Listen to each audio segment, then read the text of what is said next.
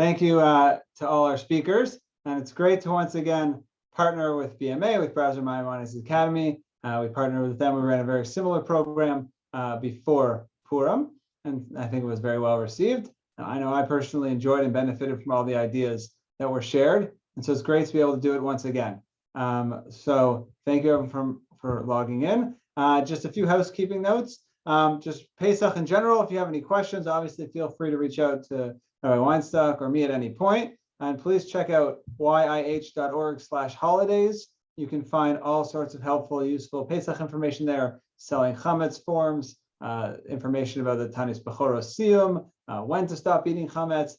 Basically, most things you need for Pesach are right there, YIH.org/holidays. Maybe I'll put in the chat right now so I don't forget, so everyone else doesn't need to remember. So please take a look at that page. We set it up to help everyone get ready for Pesach, and also an email just went out today. I know a lot of people have been asking. We will be once again providing koshering. So if anyone has any metal or silver utensils or items, pots that need to be koshered for Pesach, or they've been waiting all year to kosher because you didn't know how to do it or because they were too big, please, with the ORB, our local hashgacha has been very generous and helping us out. 3 o'clock on Sunday, this Sunday, 3 o'clock in the mikvah parking lot. All the details are in the email you just got. So thank you everyone again for being here. We have a great lineup of speakers. We're going to go chronologically, or I guess follow the order of the Seder, follow the order of the Haggadah. And so to kick us off, we thank Lisa Baratz, who will kick us off. Lisa, I'll unmute you in 1 second, who will be speaking about karpas.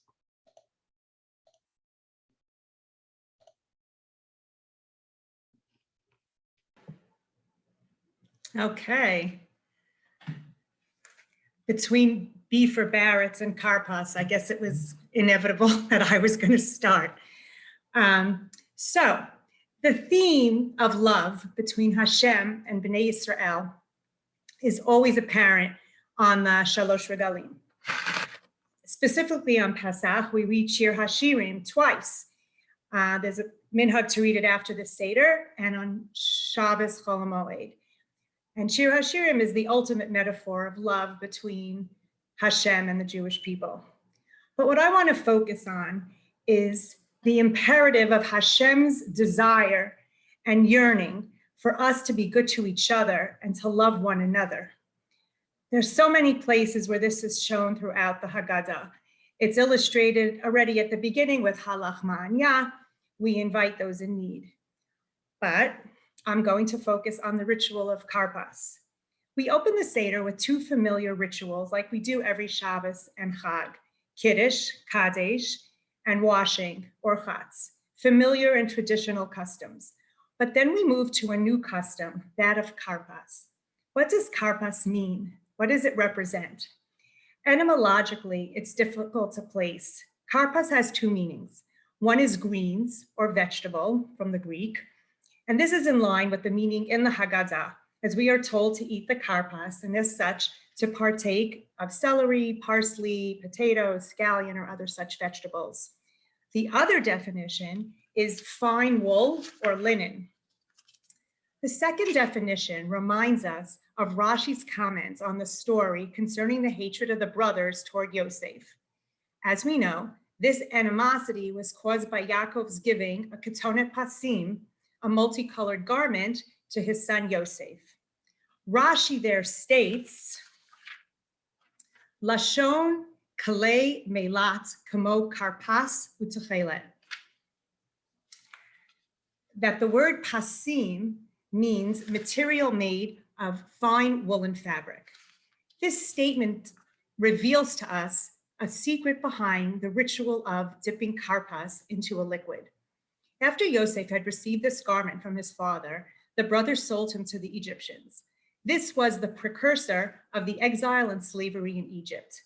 Whatever the deeper meaning of this hatred, it was unjustified and led to much pain.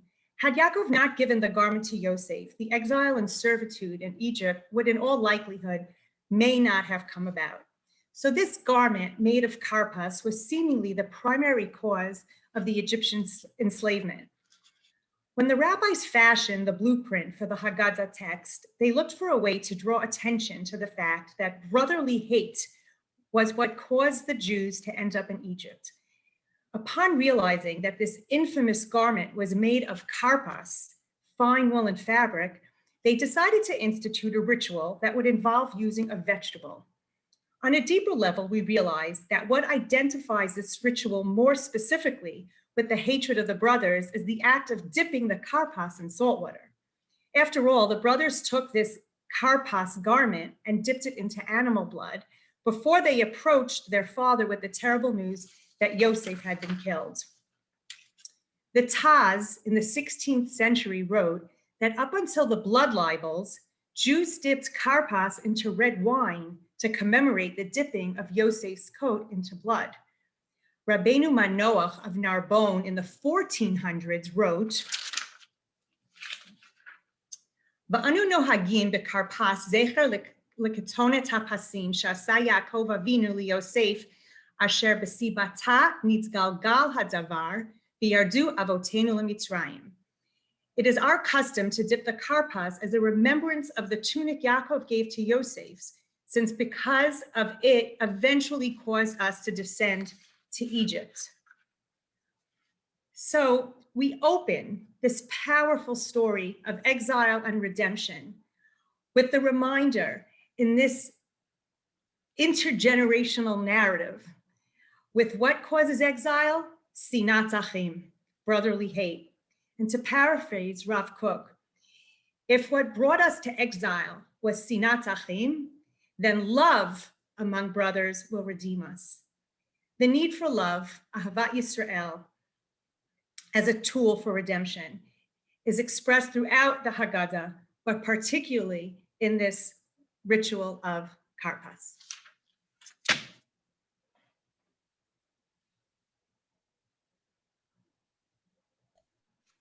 Awesome. Thanks so much for kicking us off, Lisa. A beautiful idea. I'd like to turn it over to my wife. And also this year, in the past, we've had this event for the whole community, and Sarah also ran this type of event for women of the community. And so this year with Zoom, we just decided to combine them all. So I just want to also acknowledge Sarah's awesome efforts to put this together for women in the community in general, and glad that we're able to partner together, all of us, this year to do it together. So without further ado, I'll turn it over to my wife, Sarah. Let me just unmute you 1 second. Spotlight. Oh, actually,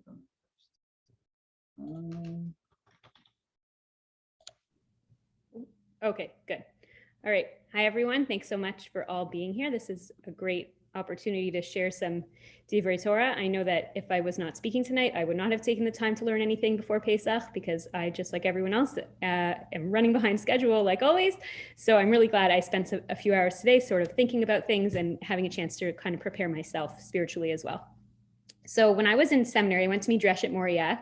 I don't know if anybody on here went there, but Rav Meir Berglass, who was the founder and the dean of the school, he gave a class called Haggadah, second semester every year. And it was literally like, it was a once a week class.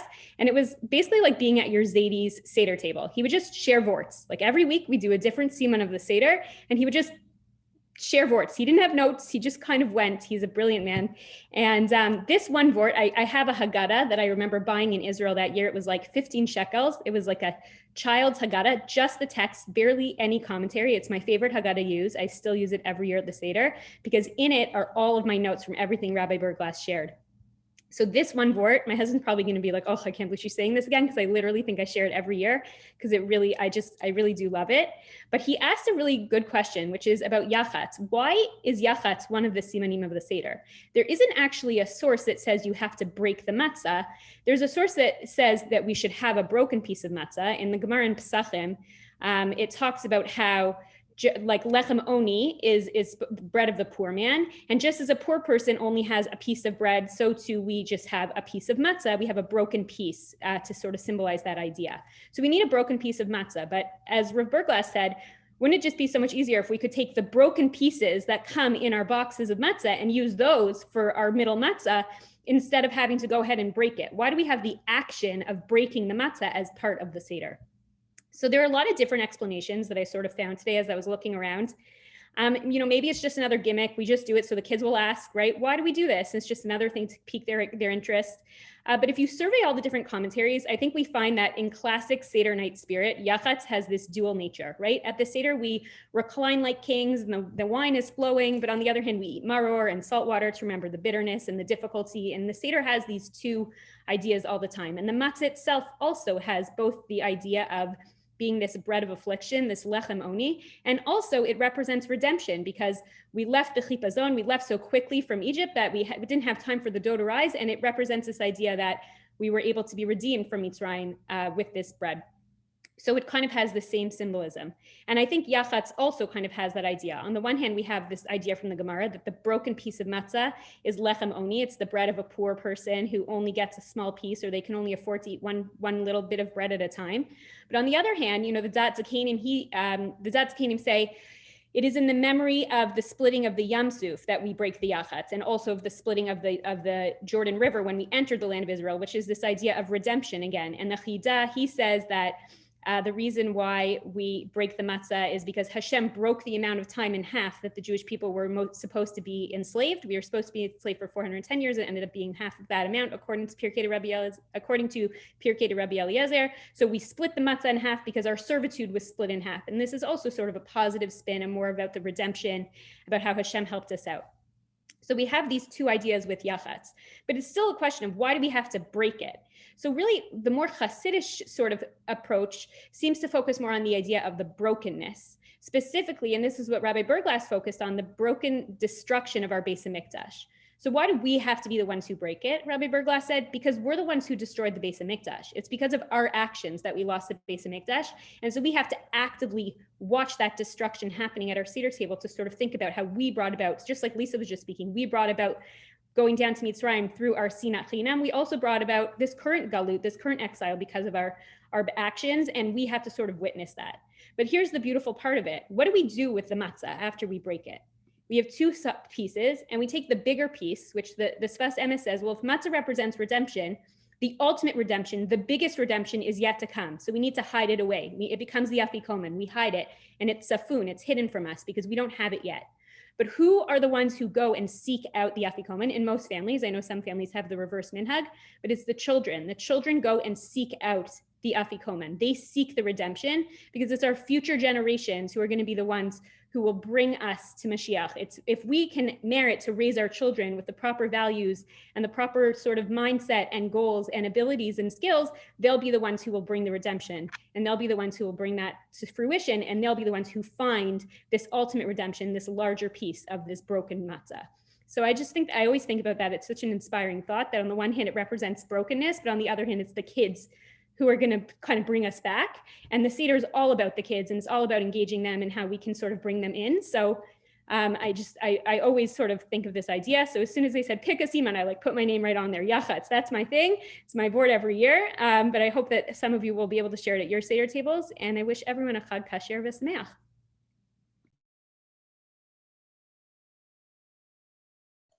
Awesome. Thanks so much, Sarah.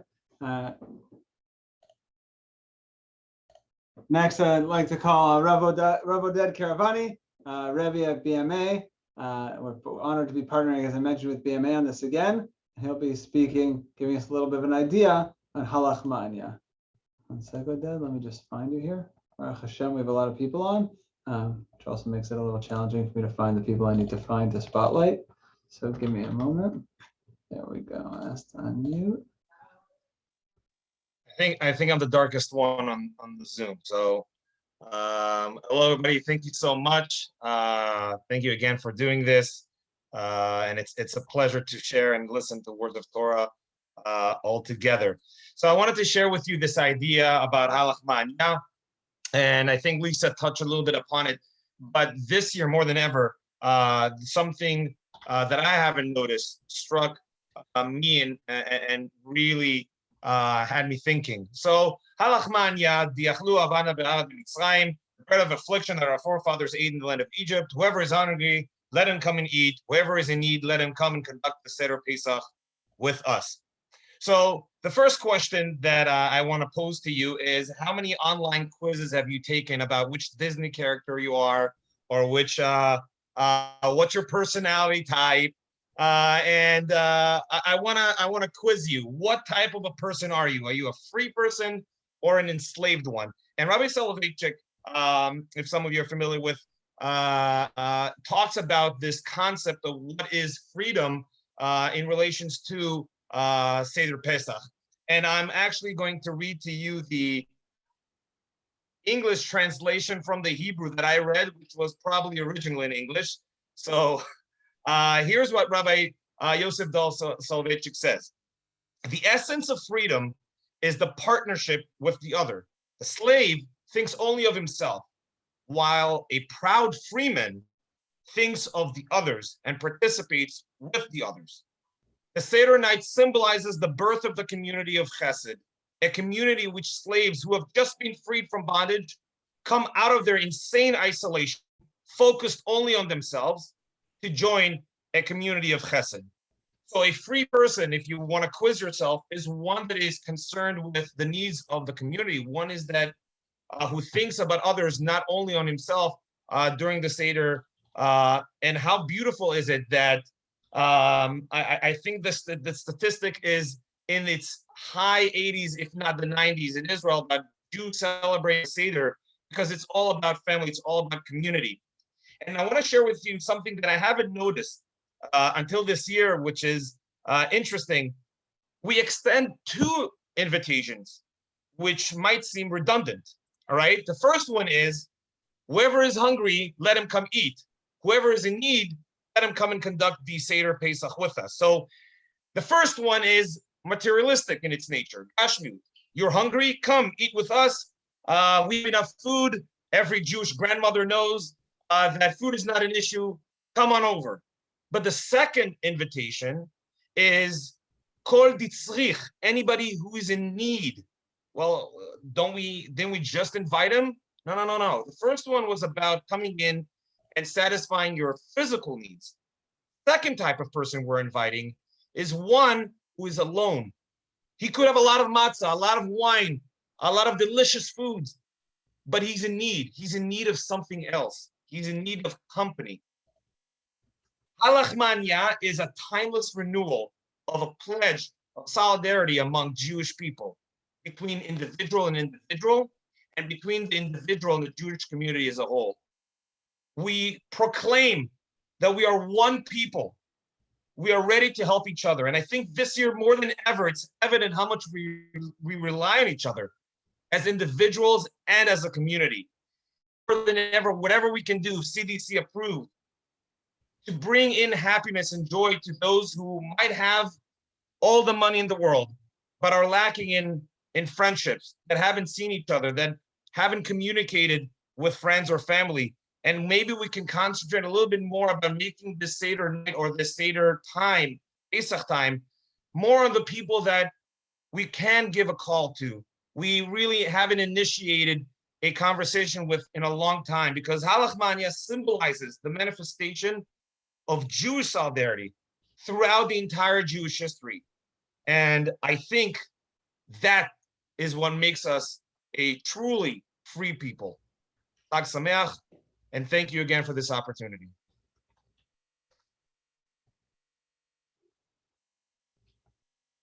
Awesome, Rav Natan.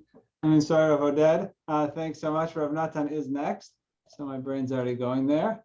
Rav Oded Yashikoch. Rav Natan, I'm gonna spotlight you. Play spotlight. Now I have to unmute you. Give me a second. Okay, Rav Natan, you should have. Okay, thank you, Rav Natan. Also, Rav Natan, Rabbi BMA, for giving us a nice idea on the Maaseh B'Rebbe Eliezer. Okay, hello everyone. Good evening. Almost Chag Kasher V'Sameach. Quickly, I'd like to just share an idea about this story where you have 5 rabbis, 5 Tanaim, sitting around a table having a Pesach Seder together. As the story goes, they stay up the whole night talking about it, the story of Pesach, until their students come to tell them about the Shema. A question we don't often think about is why they were where they were. Each one of these rabbis had their own towns in which they lived. Each one of these rabbis had their own reasons to be at home with their families, and yet they are all gathered at Rabbi Akiva's Seder. And the question is why? What was it about Rabbi Akiva that he was the guy to go to for Seder? So the answer is as follows. Rabbi Akiva was an optimist. How do we know he was an optimist? Famous Gemara in Makkah is that Rabbi Akiva is walking with his peers, with his colleagues onto the destroyed Temple Mount. And they see a fox walking across the Temple Mount. Everyone's crying. Rabbi Akiva's laughing. Everyone says, Rabbi Akiva, why are you laughing? He says, well, if Uriah's prophecy came true that Sion, the Beit HaMikdash, everything was going to get destroyed, I guess the second half, we're eventually going to have children and old people in Yerushalayim playing and singing and talking will eventually come true as well. He was in the midst of destruction and he saw the optimism that one day it's going to be something different. He's also an optimist because there's a machloket, a debate about what the bracha should be at the end of the first half of Hallel. We follow Rabbi Akiva that we thank Hashem for redeeming us in the past, and we also say, Rabbi Akiva says, you should say Hashem and please redeem us in the future. Rabbi Tarfon says, no, it's just about the past. We're going to thank Hashem for redeeming us in the past, but we're not going to think about the future. Rabbi Akiva said, no, we're being redeemed in the past, but we also have to be thinking always about the fact that we're going to be redeemed in the future. And the idea is on Pesach, we sit at the Seder, and even though in many ways we are literally in Galut, maybe Galut in a national sense outside of Israel, being in Galut in the sense of having no Beit HaMikdash, being in Galut in our own lives, spiritually, or whatever it is, but to be able to have that optimism, to have the Rabbi Akiva in our head, that we're here in the present, but we're really looking to the future and what Hashem will do and can do for us. Chag Sameach.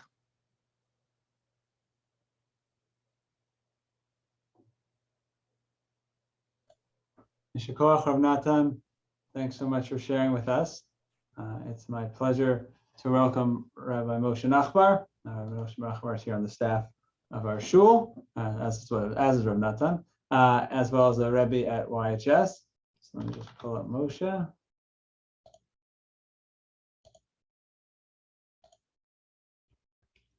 All right, Rabbi Nachbar. All right, I'm good. You guys can hear me? We're all good? Yeah, great. Blessed be the Lord. Good evening, everyone. It's a pleasure to be here again, sharing some words of Torah. A big thank you to Rav Frieberg, Rav Weinstock, everyone for getting this together and being involved in the community. And to share Torah is always a treat for me. And I'll share a short story. We're talking about the four sons. Keneged Rabbanim Divrei Torah. The Haggadah tells us, the Torah talks about these four sons that exist. And we know the Chacham and the Rasha, the Tam, the Sheni, the Lishol, these four characters, these four characteristics, perhaps. And there's a story that's told of Rav Tzvi Elimelech of Dinov, also known as the Bnei Yissaschar, a Sfarim that he wrote. And Rav Tzvi Elimelech had a minhag as the Hasidic leader of the town of Dinov, that on the second night of Yontif, he would go amongst Dinov and he'd go look into everyone's starim to see his Hasidim as they were, breaking matzah together, as it were, as they couldn't break bread, and have their seder and just have a little nachas from his Hasidim. And he'd walk with his attendant around dinner before he started his own seder. And he always took a lot of pride in seeing his Hasidim and the families and the children, and it was just a beautiful sight. And one year, as he was walking with his two attendants, he walked to the outskirts of town, the outskirts of Dinov, and he saw that there was this little broken down shack with one simple little chassid sitting at his table. And the Rebbe stopped and he looked in for a moment as the attendants thought to themselves, what's the point of the Rebbe stopping here? There's nothing going on over here. There's no pomp and circumstance. It's a little chassid in his little shack. But the Rebbe was looking and he was staring at this one particular chassid. And he noticed that this chassid had gotten to this exact point in the Haggadah, right? Keneged Rabbanim Divrei Torah. Like the Haggadah mentions that Torah talks about these four sons. But yet when this little chassid was talking about the four sons and reciting the words from the Haggadah, this chassid made a change that was that caused some laughter from these attendants of the Rebbe. And what did this chassid say? He said, Echad Chacham, Echad Tam, Echad Rasha. He kept using this elongated dalid as he was saying, as he was talking about the sons. And the two attendants were snickering, they were laughing. And the Rebbe was very much entranced in what this little chassid was saying. And the Hasidim, his attendants were laughing because clearly this little chassid got mixed up. Because we all know by heart, I'm sure, that the Shulchan Aruch tells us in Samach Aleph that when a person is saying Kriyas Shema, when you're supposed to say the word Echad in Kriyas Shema, you're supposed to actually elongate the Dalid. The purpose being, the Shulchan Aruch tells us, is that Sheyachashiv Shekadosh Baruch Hu Yachid Ba'olamo Umoshel be'arba ruchus ha'olam, that we know HaKadosh Baruch Hu rules this world, and he rules in all four directions. Arba ruchus sheba'olam. And this little chassid got mistaken with his Shulchan Aruch. He thought you also say it during the Haggadah as well. So the attendants were laughing at this little chassid. And Tzvi Elimelech, the Bnei Yissaschar, turned to him and said, "You don't understand. You don't get it. This little chassid knows the deepest secret of the world. That if we're saying right here by the Kriyas Shema that we're talking about acknowledging and proclaiming the fact that HaKadosh Baruch Hu rules in all four directions, this little chassid also knows that he rules every single characteristic as well. That it doesn't matter if you're the Rasha, the Chacham, the She'inei de Lishol, the Tam, no matter what, HaKadosh Baruch Hu is Moshe, HaKadosh Baruch Hu is the Melech. So he's proclaiming it here in the Haggadah as well. Me and you forget about it. We think that to really connect to HaKadosh Baruch Hu, to really see Hashem in our life, we have to be the Chacham. We have to be the Talmid Chacham, the Rosh Hashiva, or perhaps even the Hasidic leader here in Dinav. But that's not the case. Even the simplest chassid realizes that we're all Kadosh Baruch Hu's children, that we all have the ability to proclaim his oneness in the world, no matter who we are. All we need is the chance. All we need is the opportunity and a little bit of the ratzon. So when we talk about our own Siddharim, right, and we talk about the four sons, to realize every single son is capable of feeling Kadosh Baruch Hu. Every single son is capable of connecting to Kadosh Baruch Hu, because ultimately we're all children of Kadosh Baruch Hu. Whether we're talking about four different people, or maybe we're talking about the four characteristics that live within ourselves, as many commentaries say. So Kadosh Baruch Hu should bless us this year with a Chag Kasher v'Sameach, a feeling of connection, no matter where we are in the spectrum, no matter who we are, no matter which characteristic we are that day, to realize that it's all echad, to proclaim that HaKadosh Baruch Hu is our king no matter what, and there's always a relationship. Everyone should have a wonderful Pesach.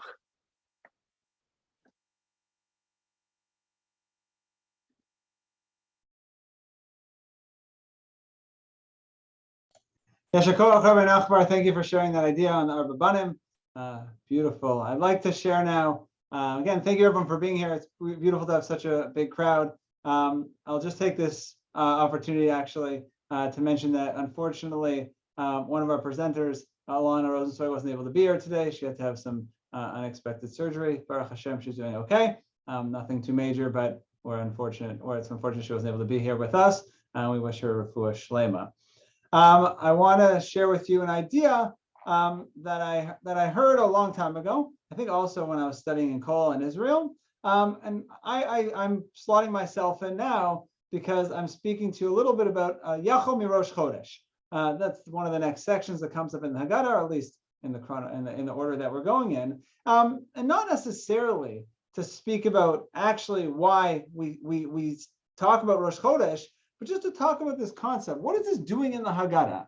Right, Yachol Mirosh Chodesh. We could have already started discussing these laws from the time of Rosh Chodesh, and yet the Haggadah says we start doing it now. Right, very simply, you would think the Haggadah should tell you the story of Yetzias Mitzrayim. This happened first, this happened second, right? Which it does. To a certain extent, it does tell the story, right? We went down there, we were enslaved, but the story is like such a small percentage of the amount of the Haggadah. And what if you look carefully, and the Haggadah is really not that long. Rabbi Liebstek has a million amazing shirim on the Haggadah, but perhaps one of the most insightful things I learned from him was actually nothing he said, but just something he did, which is to take the text of the Haggadah and make it not size 0, but size 10 maybe, and put it on one double-sided page. But the Haggadah, even though it takes us 100 hours to say, or at least it feels that way because we're starving, is really not that long. It really can be fit on one double-sided page. Happy to share it with anyone if that would be helpful to you. But if you look at that page, which when you have it on a double-sided sheet, doesn't take too long, doesn't take 50 flips of a million commentaries, what you'll realize is that the story of what actually happened is a very small percentage of what's going on. What we actually spent a lot of time doing is telling you the halachos, is telling you the rules, and the rules of how to actually have the Seder. The instructions are everywhere, right? We start off, Avadim Hayinu Lefaro b'Mitzrayim. That's a story, right? But then all of a sudden, the Haggadah is telling us halachos, right? Afilu kulanu chachamim, even if we're all geniuses, we're all very smart, we still have to say the Haggadah. How much of the story should we tell? Chol marbeh. Whoever says more, good for them. The more you say, the better. And right, and then we have a story to prove this halacha, the Ma'aseh of Rabbi Eliezer, which you spoke about. And then we have halachos of how to do it, depending on what kind of son you are. And then we have halachos about what you're allowed to start about when you're allowed to start telling the story. Exactly what we're speaking about now. Yachol Mirosh Chodesh. You can even start at Rosh Chodesh. So my question this evening is the Haggadah halachic work? Is it like a Kitzur Shulchan Aruch, a Hilchot Pesach or Hilchot Haggadah? Or is it a retelling of the story?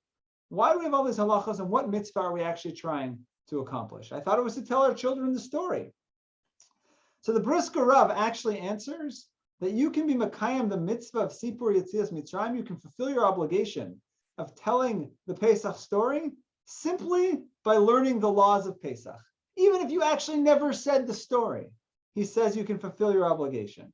It's a little bit of a pretty intense opinion, but he says that. And this can be seen from the fact that whoever wrote the Haggadah put in so many laws. That's his claim. But you can also see it, by looking at how we answer the 4 sons, the Arba Banim. But we tell the story to 3 of them. But to the Chacham, we really answer him just by telling him a few of the laws of the Korban Pesach. Again, you probably have to tell him the story at least once quickly in the Cole's Notes version in order to be Yotzei, to fulfill your obligation. But for the most learned son, for the Chacham, you really learn with him the laws of the Korban Pesach. The Tosefta in Maseches Pesachim actually makes this point. It says that you have to learn Hilchos Pesach all night long. And then it brings a story of 5 Tanaim who actually did that, right? They learned the whole night, and that's why they were told, oh, it's time to say Shema. They were too busy learning. The fact that you should learn the halachas of a Chag is always true. We always have to be knowledgeable Jews. Have to learn about Purim before Purim, about Sukkot before Sukkot, right? So why do we make a whole Seder about this? The Pasuk tells us, Ba'avur zeh asa Hashem li. Because of this, Hashem did miracles for me and took me out of Egypt. We know, what is the word zeh? What's the this? And the Haggadah teaches us that the zeh is the matzah and the maror. Rashi says that zeh means that Hashem took us out of Mitzrayim in order for us to be Makayim the mitzvos, in order for us to do the mitzvos. In this case, eat the korban with matzah and with maror, right? The examples, Pesach, matzah, maror. The Ibn Ezra says the same thing, that Hashem only took us out of Mitzrayim because he wanted us to do mitzvahs so we could serve him. And this is proven from the Pasuk. What does the Pasuk say? What does Moshe say to Pharaoh? Shalach et ami v'ya'avduni. Send out my nation so that they can serve me, right? That's what Hashem is saying. We're not just going out so we can have more time to relax and watch TV. We're leaving Mitzrayim so we can have time and freedom and Yishuv Adas to be able to do avodas Hashem, to serve Hashem. That Hashem is letting us go free from slavery in order to be Ovdei Hashem. We were Ovdei Pharaoh, servants of Pharaoh, and now we're going to be servants of God. That the whole purpose of Yetzias Mitzrayim is simply that, to keep the Torah. And so if the whole purpose of Yetzias Mitzrayim is for us to learn Torah, then we can't just tell our children the story. We have to actually learn Torah with our children. And everyone knows, read any parenting book. You can give whatever musar shmoozes you want. You can give whatever advice. Kids learn by seeing what you do 1,000 times more than hearing what you say. And so instead of telling our kids, instead of telling ourselves, we got out of Egypt so we could learn Torah. All right, pass the soup. We actually spend the night learning Torah. So we demonstrate that now that we're free, let's do what we're meant to do, just connect to Hashem and learn Torah. And that's why, that's the whole reason we were Zocha, we merited to leave Egypt. And that's why we spend the evening doing just that. If I can add on just a little bit, I see we're a little bit ahead of schedule, so I'm going to abuse my time limit a little. If we look carefully, right? People often ask the question, Pesach is called Zman Cherutenu, our time of freedom, right? But as I mentioned, we're celebrating no longer being slaves to Paro, but now we're Ovdei Hashem, we're quote unquote slaves to Hashem. If you look in Pirkei Avos, Chazal teach us, Ein lecha ben chorin ela misha osek b'Torah, right? There's no such thing as a free person except someone who learns Torah. And the classic way to understand this, if you look at many of the English books of inspiration, many books that are popular amongst kiruv professionals, they quote a Tiferes Yisrael. The Tiferes Yisrael in his commentary on Pirkei Avos says that without the Torah, you would end up being enslaved to other things. You'd be enslaved to your job, you'd be enslaved to peer pressure to have more money, to buy a fancier car, fancier clothes, a nicer house. Either way, you're going to be enslaved to something. And so you might as well enslave yourself to something eternal. And that's HaKadosh Baruch Hu, and that's the Torah.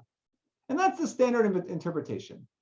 But one of my Rebbeim, one of the Rosh Kolos in the Gros Kolo, Rav Bendash, suggested another interpretation to this brisa, to this piece from Pirkei Avos.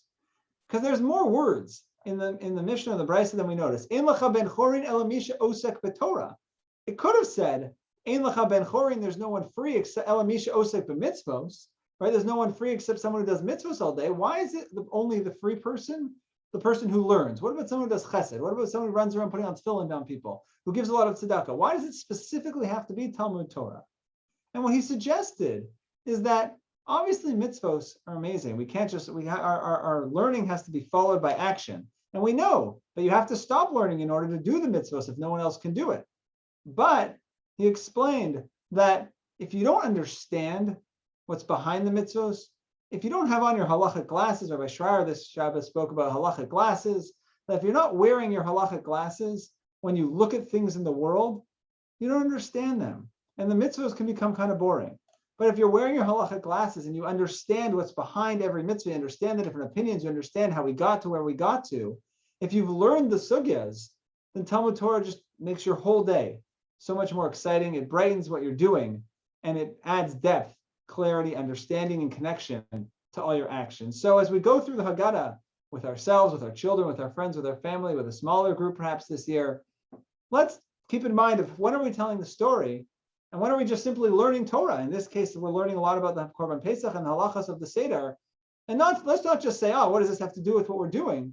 Realize it's actually the main point. We're free so that we can do exactly what we're doing. We're demonstrating our freedom by learning Torah, by connecting to Hashem through that medium.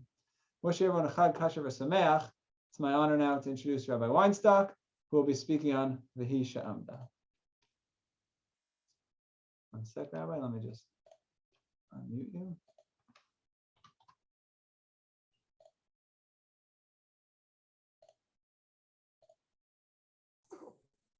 There we go. Good evening. Thank you, Rabbi Frieberg, for those beautiful words, and also thank you for putting together this wonderful program. The paragraph of YIH and BMA reads, YIH and BMA lavotenu v'lanu.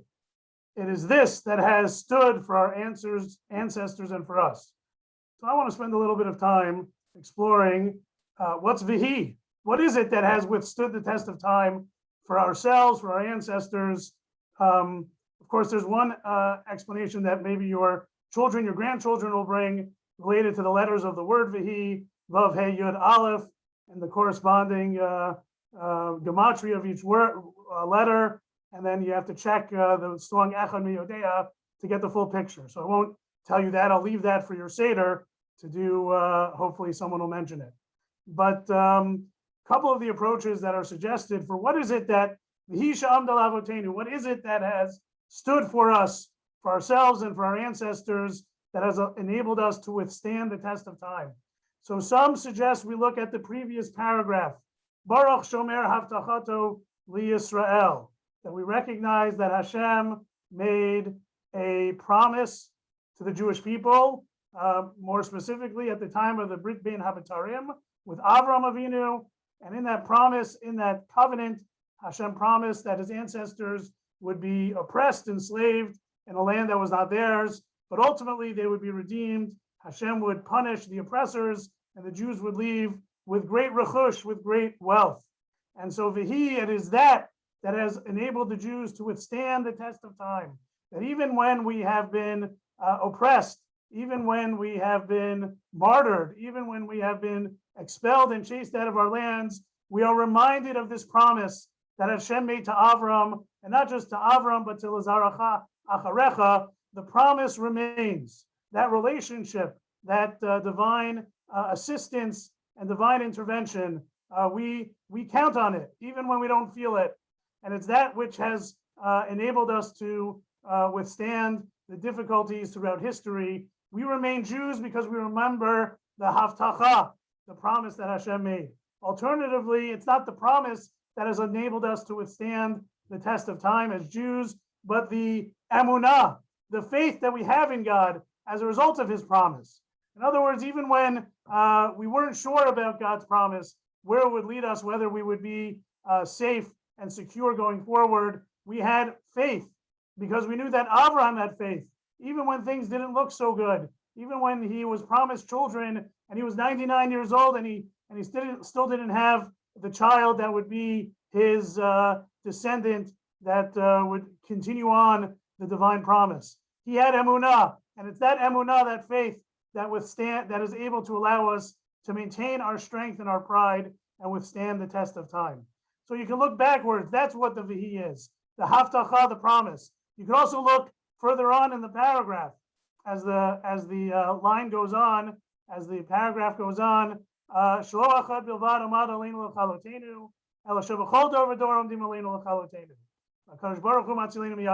Then in every generation, there are those that seek to destroy the Jewish people. How is that? How does that help us withstand the test of time? Well, it causes us to pause and to reflect and to consider, why is it that so many people hate us? Right? There must be something special about us if we have the attention of so many. We are the fewest of the nations, and yet there's so much attention focused on us. Why is that? So it is that realization that really by all mechanics of history, we should be long gone, and yet still there's so much attention dedicated to us, much by our antagonists and those that hate us. It should be a cause for pause. Why is it? And also about Kadosh Baruch Hu Matzilenu Miyadam, Hashem saves us. Right? We shouldn't be around, and yet we are.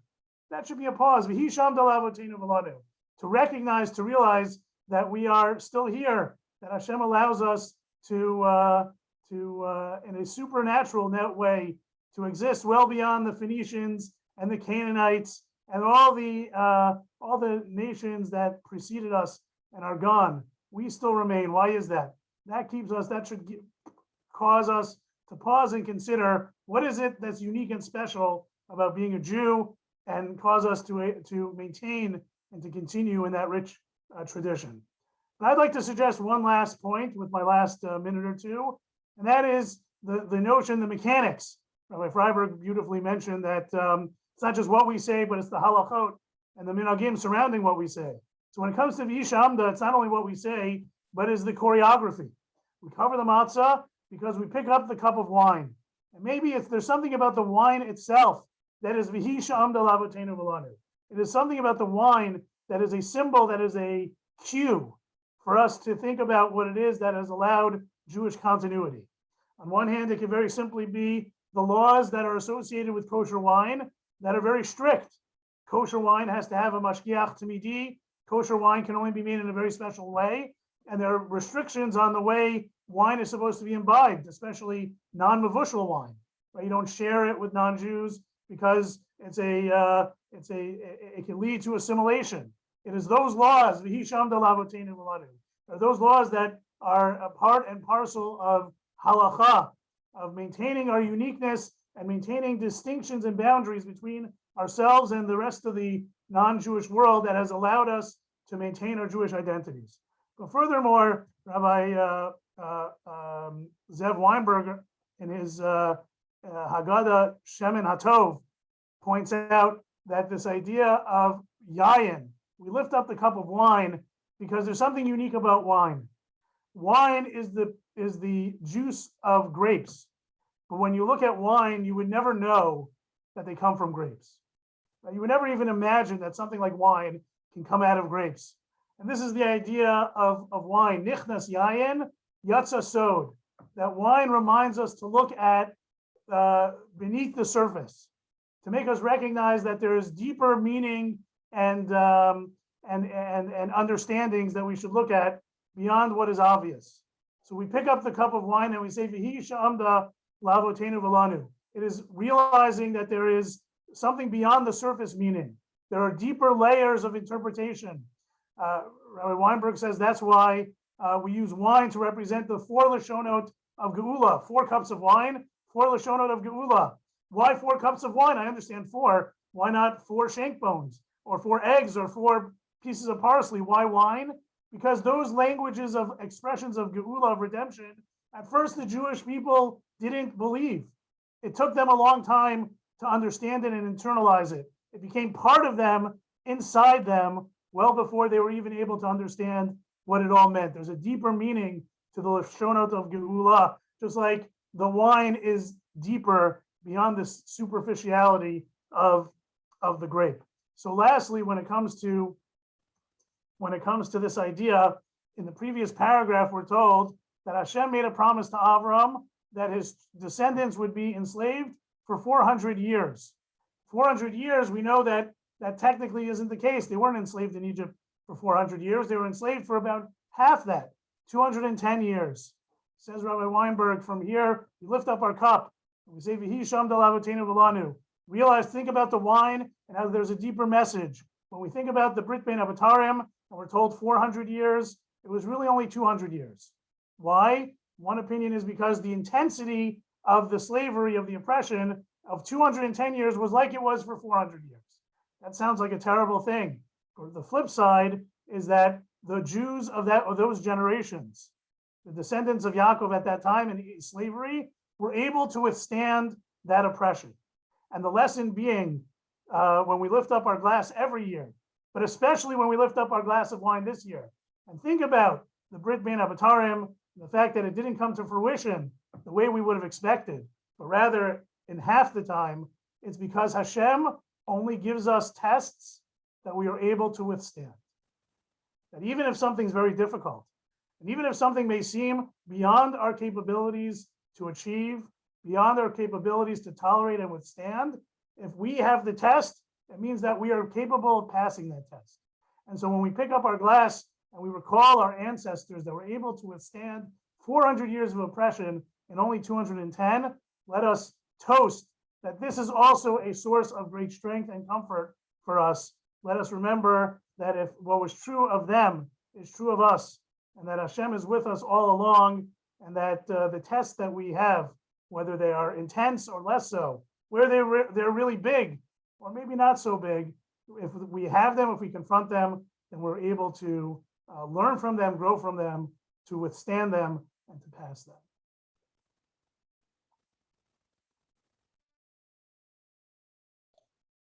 Shakoch, Rabbi Weinstock, thank you for sharing that.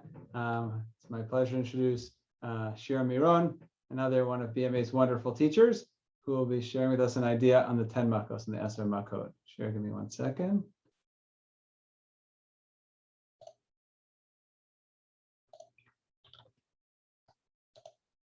Shira, we can't hear you. 1 second. Hi, everybody. Hope you can hear me now. Perfect. I just want to say, just enjoying all these ideas, and I like the connections. So, Lisa, you started with the whole story of Yosef and how the Yetziat Mitzrayim started with the Sinat Chinam, and I was listening to it because that's what I teach in 4th grade. And of course, I was thinking of the Rashi that tells us about the Midah Keneged Midah, that Yosef got punished with.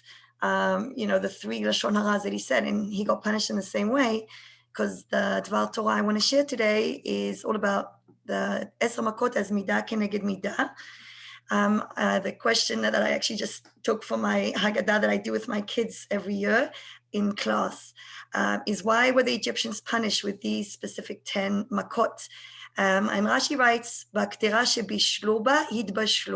in the broth or in the dish that they cooked, Egyptians cooked, they got cooked inside it. In other words, like Chazal say in Masechet Sotah, b'midah she'adam moded ba, modedim lo, kol ma she'adam oseh mekabel midah keneged midah.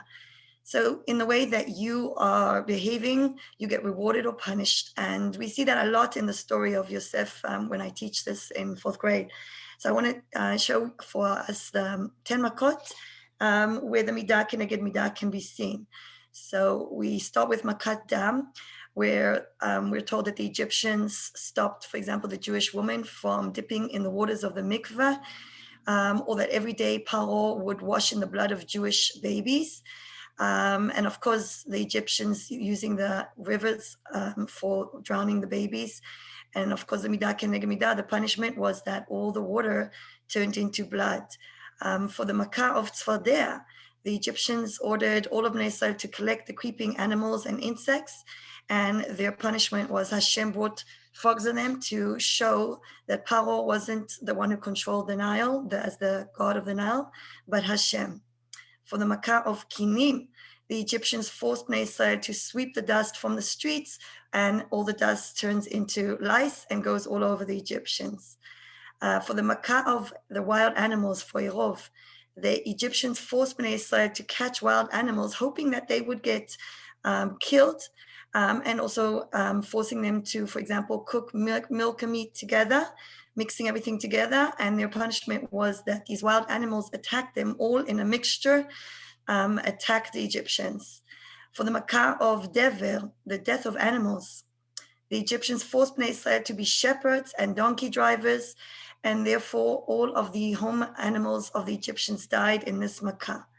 For the Makkah of Shrin and boils, they forced Bnei Israel to heat and cool their baths and would not in return allow Bnei Israel to shower.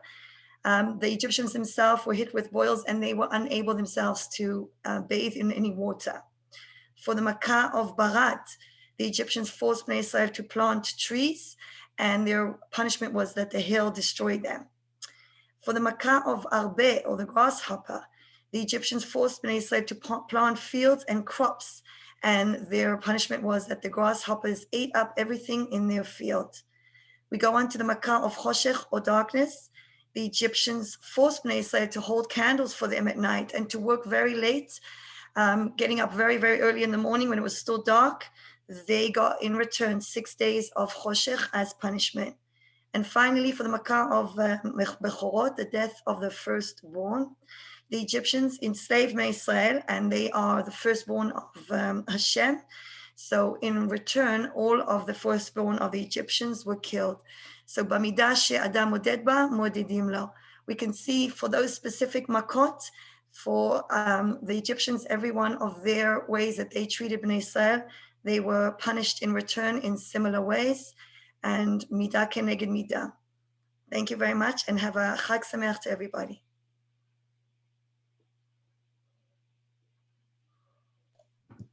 Thank you so much, Shira. Great to have you part of our program, and thank you for sharing those words.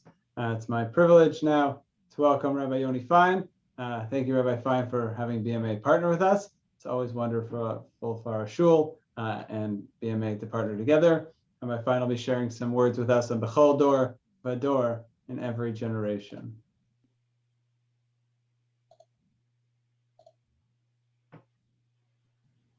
Thank you, Ray Frieberg. I really appreciate you putting together this beautiful program, and excited to partner with Young Israel on spreading Torah in the community. It's an honor to be here, and thank you everyone for joining. So it's crazy. Behind me, this is actually the little kotel wall that our kids made before the Seder last year. And you can see, like, have Corona go away. Here in the back, it's pretty surreal that we're here a year later. But nonetheless, we found a way to be Marbitz Torah, no matter what the situation. And that actually gets into Bechol Dar Vadar. You know, in every generation, we're told Chayiv Adam Lirot Etzatmo Ki'ilu Yatzah Mitzrayim, that we have a command that every single generation we must feel or see ourselves as if we are actually leaving Mitzrayim. And it's a very complicated command, obviously, to feel like you're leaving Mitzrayim. We weren't there. You know, we're living in a difficult time right now, but certainly it's not slavery in Mitzrayim. And there's a famous change the Rambam makes to the text, the famous dual sides of the coin, where he changes the term lirot et atzmo, to view yourself as leaving Mitzrayim, to the commandment of laharot et atzmo, to express or to show that you're leaving Mitzrayim, going from feeling to action. There are a lot of famous ideas to explain this difference, but I heard one that's amazing this year that I would love to share with you. I love psychology. I majored in psychology back in college, and I always find that psychology is basically finding research and current ways to prove things the Torah shared with us thousands of years ago. So one of those things is there's a phenomenon called cognitive dissonance. And it's a famous phenomenon whereby researchers wanted to identify when a person's beliefs are inconsistent or incongruous with their behavior, which one is stronger, which one's going to win. So if I wish in my belief that I would like to diet and be healthier, something I'd like to do. However, my actions, like tonight, I ate an entire bag of candy, which is true. Those actions are not consistent with my desire to want to eat healthier. So which one is going to win? And researchers, through a very interesting case, have identified that the answer is that our actions actually influence our beliefs, not the other way around. So what we do is actually what we end up believing, that will justify our actions instead of our actions inspiring our beliefs. So I would end up saying, it's okay, it's just one bag, not a big deal. I'll start my diet tomorrow. That's likely what's going to happen versus, okay, I really want to diet, so I'm going to make it happen. So what's interesting in explaining that is that would show kind of the idea of the Rambam, that the idea of feeling this sense of freedom, you can't just feel it. You can't just view yourself in your mind as leaving Mitzrayim, because it's not really going to accomplish true freedom today. But instead, you must do something physical, some action of some sort to demonstrate a commitment to the freedom that Hashem gave us. On the flip side, obviously the author of the Haggadah put in Lirot Tasma, which is a feeling. So why do we do that? And I think there's a flip side of psychology that shows the other side of the coin, which is also why I think Bechol Dar V'Dar is right before Hallel, which is of gratitude. Because while it's true that our actions actually influence our beliefs, there's another study done by Dan Ariely, which showed about motivation and joy in the actions that we do. How does one find motivation and joy in what we do in our life? And they did a very fascinating study where they had people come in and they built these little robots out of like Legos. And when you're done building the robot, they gave you $3 for building it. And then they told the group, would you like to build another one for $2.70? And then when they built that, they said, would you like to build another one for $2.40? And they kept lowering the amount. And they wanted to see how many times someone in the study is going to build this robot. But the control group, they took the robot and they put it underneath the table and gave a whole new set of Legos to build.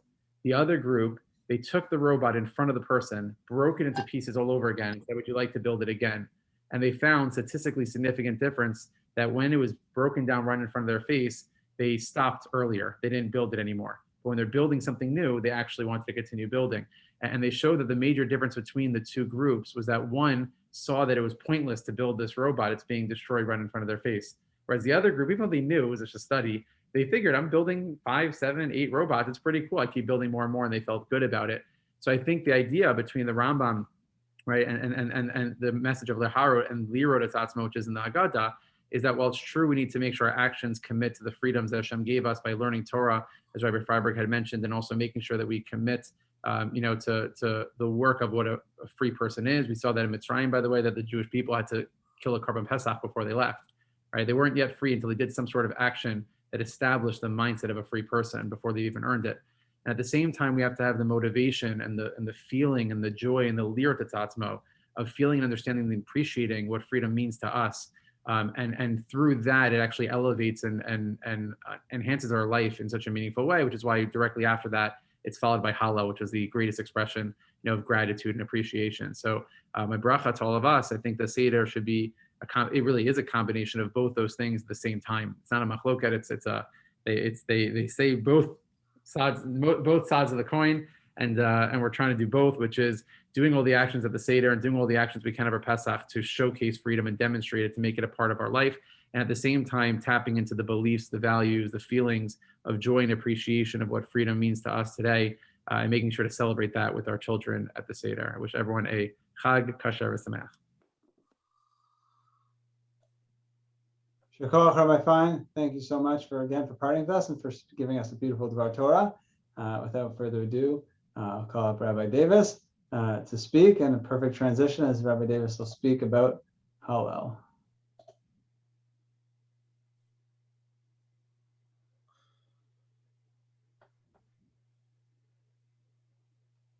Rabbi, we can't hear you yet. 1 second.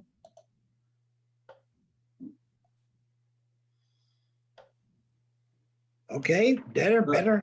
Perfect. Thank you very much, Rabbi Frieberg, for putting this together. Thank BMA and the Young Israel for a nice program. What I want to talk about is Hallel, and there are 3 types of halachic Hallels. There's a Hallel min Torah, a Hallel min Rabbanan, and a Hallel which is the machloket to Rabbanan and Torah. A Hallel min Torah is when you yourself experienced a life-threatening situation and you were saved by Hashem, then you are required from the Torah to sing Hallel. Chizkiyahu HaMelech was in line to become the Mashiach, but because he didn't sing Hallel after recovering from a life-threatening illness, it was denied him and he lost it. Hallel D'Rabbanan is when you're commemorating a Chag, like on Yontif morning, part of Shachrit, you say Hallel. That's Hallel Midrabbanan because you're commemorating a past event. In the Haggadah, where as it was mentioned already, where you're required to see yourself as having experienced the Exodus, then that would make it a doraita, but maybe it's not because we didn't really experience the Exodus. So that's a machloket, whether it's a drabanan or minat Torah. What's interesting in our Hallel on the Haggadah is that it's a split Hallel. And there's a machloket in Gemara Pesachim and Mishnah between Beit Hillel and Beit Shammai. Beit Shammai says you only do one paragraph of Hallel, and Beit Hillel says you say 2 paragraphs of Hallel because the second paragraph has Yetziat Mitzrayim.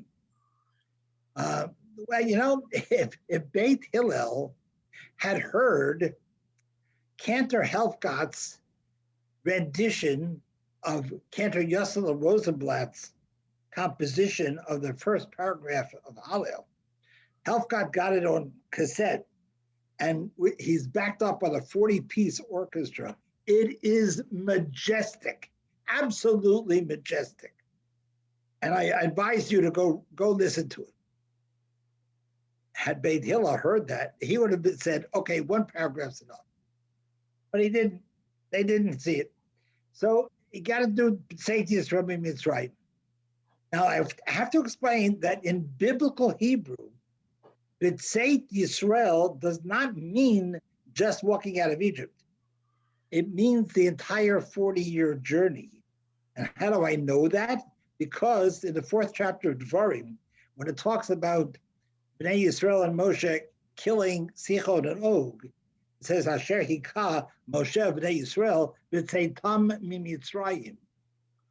That occurred in the 40th year of their journey, and yet it's referred to in the Torah as when they got out of Egypt. So the whole 40 years is b'tzeitam mimitzrayim. Me'am lo'ez, when they came out of a culture that was foreign, they didn't speak Hebrew. They spoke the Egyptian language, whatever that was at that time. Similar to many Americans who make Aliyah, they are Me'am lo'ez. Hebrew is not their mother tongue. And Yehudai, Yahaita Kadsho, that's the most important line. Pshat is that Yehuda, the tribe of Yehuda, goes in front and leads Bnei Yisrael in the victories that require throughout the journey in the desert. Yehuda goes first, and then the first pasuk in Shoftim, when Yehoshua dies, Bnei Yisrael ask through Urim V'Tumim, who should lead us? Yehuda Yaleh. Yehuda is going to lead her. That's Pshat and pasuk. The Medrash on this pasuk brings out the story that's known to us, that Nachshon ben Aminadav jumped into the water to get the water to split in Kriyat Yamsuf. That took courage and took ultimate emunah, faith in Hashem, that would happen. But what is the Medrash doing? Bringing up an interesting question. In redemption, who makes the first move, God or Bnei Yisrael? Think about that. It's not so pashut. In the beginning of Bashalach, it's Hashem Yilachem Lachem V'atem Tach Mishum. God will fight for you. You be quiet. You be a spectator. But we lost that early on. We lost that a lot. Even with Kriyat Yamsuf, with all the kvetching and complaining, Amibli Kvarim B'Mitzrayim, that you brought us to die in the desert. There weren't enough graves in Egypt. You brought us to die in. No. We lost that opportunity of Hashem doing all the work. And Nachshon ben Aminadav had to jump in first. And that caused Hashem to follow up. Hashem will assist us, but we have to make the first move. Hayta Yehuda lekadsho. It remained for Yehuda, from the Shevet Yehuda, Nachshon ben Aminadav was Shevet Yehuda, that will bring about what's going to happen to us. We need to act first, and then Hashem will assist us. And then, I want to end. Everyone's wishing us a good Yontiv here. I want to quote Rabbi Fabian Schoenfeld, who passed away this past year. He used to say to his balabatim, many of them came to us in Florida for Pesach. He said, if you're staying home for Pesach, I wish you a Chag Sameach. But if you're going away, if you're going to a program, I have to wish you a Chag Kosher Sameach. So I wish you both a good Freilich and Pesach. Thank you, Rabbi Davis. Pleasure to hear Divrei Torah. Last but certainly not least, it's my pleasure to welcome Rabbi Laredo. Rabbi Laredo, self-selected Korach, and so we've made our way through the end of the Seder, but Rabbi Laredo was the first one to jump on board and say he'd like to be part of this wonderful program, and so I thank Rabbi Laredo for being so enthusiastic and patient, and we look forward to his beautiful Divrei Torah. Thank you, Rabbi. Do everyone hear me? Yeah, perfect. Very nice. Well, I'm in good company because you selected, or however was selected, the two Sephardic rabbis for the end, Rabbi Davis and myself. So we're in good company. Again, thank you, Rabbi Frieberg, Rabbi Weinstock, Young Israel, BMA for organizing such a great program. I'm going to make this short and sweet as we were asked to. And of course, the time is overboard. So I'm going to make this really quick. Korach is a Korach, not with a kuf, but with a chaf. All right, the kaf. We do this after we had the matzah, the maror, and then we go into this sandwich. So where does the sandwich come from? Well, we read about it in the Haggadah. The Talmud tells us that Hillel HaZaken, Hillel the elder at the end of the second temple, he would wrap up the matzah, the maror, the Pesach sacrifice, and eat them literally like a sandwich. That's what korach means. So my question that I want to pose this evening that hopefully you can share at your own Seder is, why did he make this sandwich? What does this signify? It definitely wasn't that, oh, he's hungry, so he's making a sandwich on the go. I mean, we already wolfed down at least one, if not two, kazayits of matzah, and we know we got a whole meal ahead. So it definitely wasn't out of hunger. There must be something way deeper over here. So I want to, with your permission, provide 5 different answers, and they each have practical applications, and we're going to do this super quick. The first is from the Ktav Sofer. If you haven't heard of the Ktav Sofer, that's the Chatam Sofer's, or the Chasam Sofer, depending on how your vernacular is, his son. The Ktav Sofer answers as follows. He says, the Korban Pesach was a Torah obligation, and anyone in the time of the Beis HaMikdash that was allowed, obviously able to fulfill it, anyone who was able to fulfill it and did not fulfill it was chayav kares. Unfortunately, their soul was spiritually disconnected. Matzah and maror, in contrast, are not. Matzah is a Torah obligation, yet you don't get the punishment of karet if you don't fulfill it. And maror is only the Rabbanan anyways, it's only a rabbinical one. So what's Hillel coming and teaching us by putting all this as a sandwich? He's coming and teaching us that one has to be very diligent and very careful in all mitzvot, Torah obligations, rabbinic obligations, depending on its punishment or not, because as we learn in Pirkei Avos, the beginning of the 2nd chapter, that every single person should be careful with light or easy or not seemingly not so important mitzvahs as the more heavy or the more important ones, because we don't really understand or know what the reward, the merit is for every single mitzvah that we do. So by wrapping them together, this is the Ksav Sofer's answer. The Ksav Sofer says, by wrapping all of these together, Hillel is showing us that they are all equally important to him. That's answer number 1. Answer number 2 is from the Alshech. The Alshech HaKadosh tells us that the matzah and the maror, and this was mentioned earlier this evening, remind us of the slavery and the bondage. And we're not supposed to forget those hard and trying times, even when we're eating, when we're free, and we're acting free with the Korban Pesach. So put it all together. Even when we are celebrating the freedom, we also having the maror and the matzah all together. Turn this off.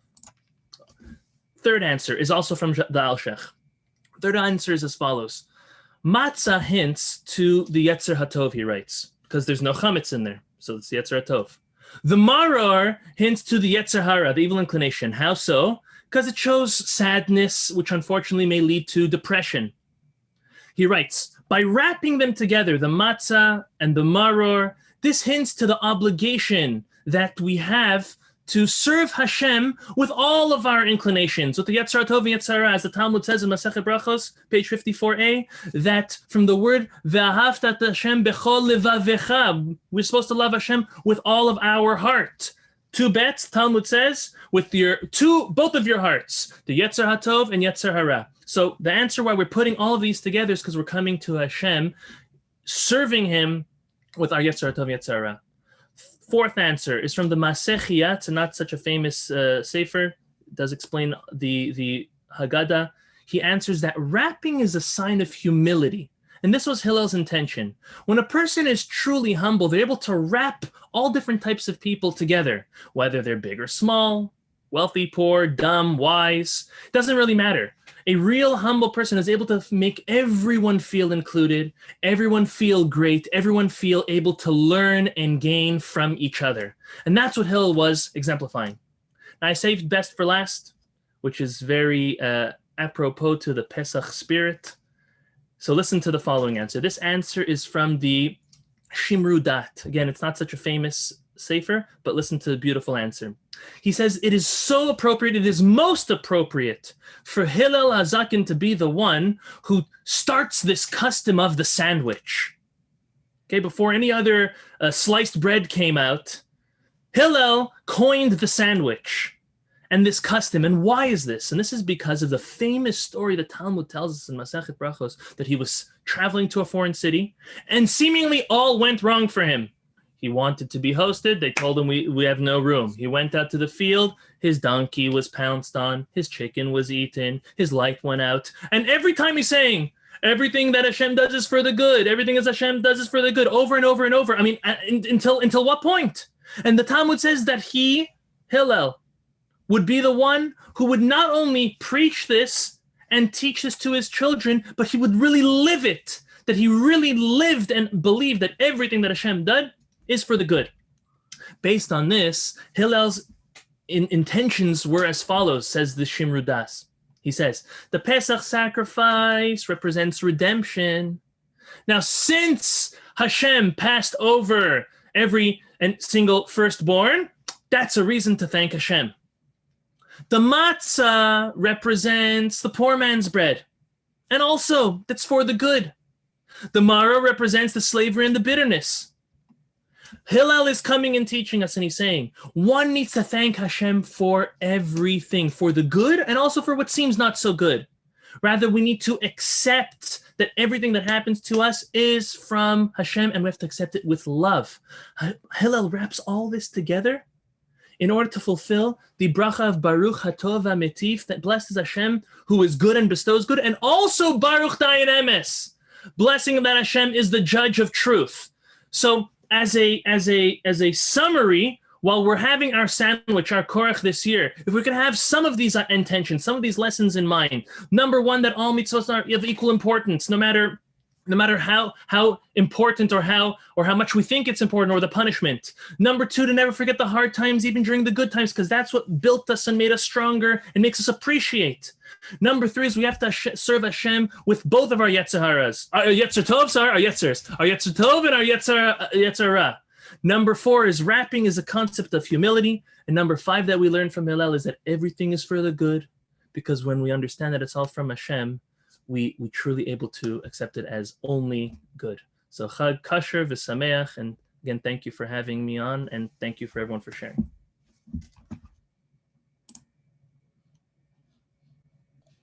Yesher Koach, Rabbi Laredo. Thank you for a beautiful idea. Thank you, everyone, for being here tonight. It's great to have a wonderful crowd. Our plan is, first of all, if anyone missed anything, anyone wants to listen again, our plan is to put this up on YouTube very shortly. Again, it'll be available this year with all the Pesach information, YIH.org/holidays. And also, as long as all the speakers submit a written version of what they spoke about, which is the plan. And if you haven't yet to the speakers, please send it to me at your earliest convenience. I hope to be able to publish a written transcript, basically, or summary of what people spoke about, so that those who weren't able to take notes or those who weren't able to be here will be able to print it out and bring it to their Pesach Seder to share with their family. Yesher Koach, everyone. It's beautiful to have such a large crowd on here.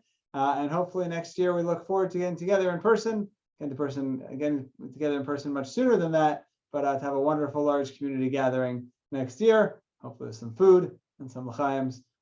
Thank you everyone for being here. Chag Kasher V'Sameach. Be well, stay safe, and please be in touch with any of the rabbis if you have any questions or if we can be helpful in any way. Have a wonderful evening, everyone. Thanks so much for being here.